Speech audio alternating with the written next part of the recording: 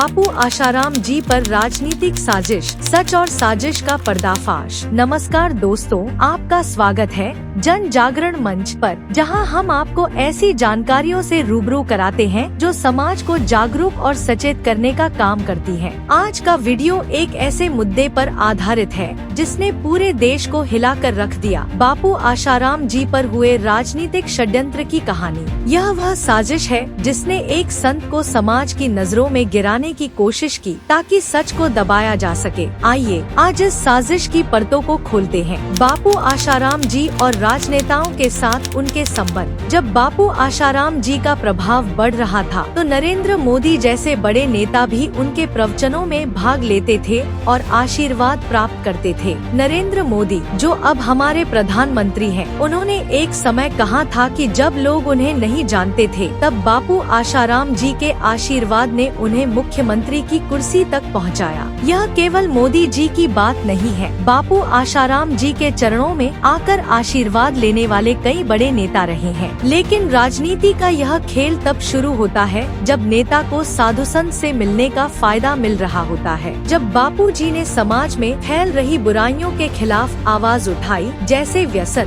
Valentine day और Christmas day जैसी पश्चिमी परंपराओं का विरोध, तब यह नेताओं के लिए एक खतरे की घंटी बन गई। धर्म और व्यसन के खिलाफ बापू आशाराम जी की मुहिम। बापू आशाराम जी ने समाज के युवाओं को व्यसन से दूर रहने और सनातन धर्म की परंपराओं को बनाए रखने की शिक्षा दी। उनका उद्देश्य था कि युवा अपनी जड़ों से जुड़े और पश्चिमी प्रभाव से दूर रहें। उन्होंने वैलेंटाइन डे के बजाय माता पिता पूजन दिवस की शुरुआत की और क्रिसमस के दिन तुलसी पूजन की बात कही। इसके अलावा बापू जी के प्रवचनों में हजारों लोग आकर व्यसन छोड़ते थे। ऐसे में शराब, गुटखा और तंबाकू उद्योगों को करोड़ों का नुकसान हो रहा था। इन उद्योगों के लिए बापू जी की मुहिम एक सीधा नुकसान था। उनके अनुयायी दिनों-दिन बढ़ रहे थे और यह सब उन ताकतों को बर्दाश्त नहीं हो रहा था जो अपने फायदे के लिए समाज को बर्बाद कर रही थी। राजनीतिक साजिश की शुरुआत। जब बापू जी ने समाज के दुश्मनों और राजनेताओं को सचेत किया, तब उनके खिलाफ एक साजिश रची गई।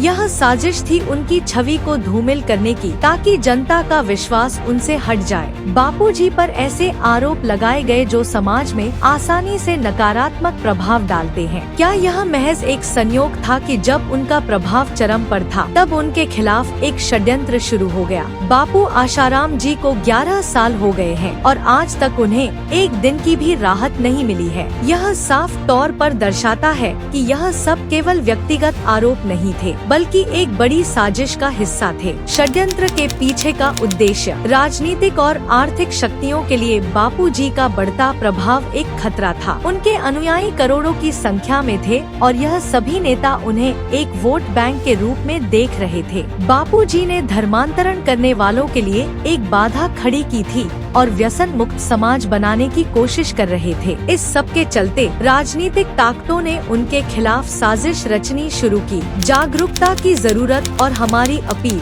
आज जरूरत है कि हम इस साजिश को समझें और उसके खिलाफ आवाज बुलंद करें। सनातन धर्म और हमारे समाज के संतों को दबाने की कोशिशें जारी हैं। हमें सचेत और जागरूक रहना होगा ताकि हम ऐसी साजिशों का पर्दाफाश कर सके। तो दोस्तों, यह थी बापू आशाराम जी के खिलाफ हुए राजनीतिक षड्यंत्र की सच्चाई। हम आपसे अपील करते हैं कि इस वीडियो को ज्यादा से ज्यादा लोगों तक पहुंचाएं ताकि समाज को सचेत किया जा सके। जन जागरण मंच को सब्सक्राइब करें और इस लड़ाई में हमारी आवाज बने।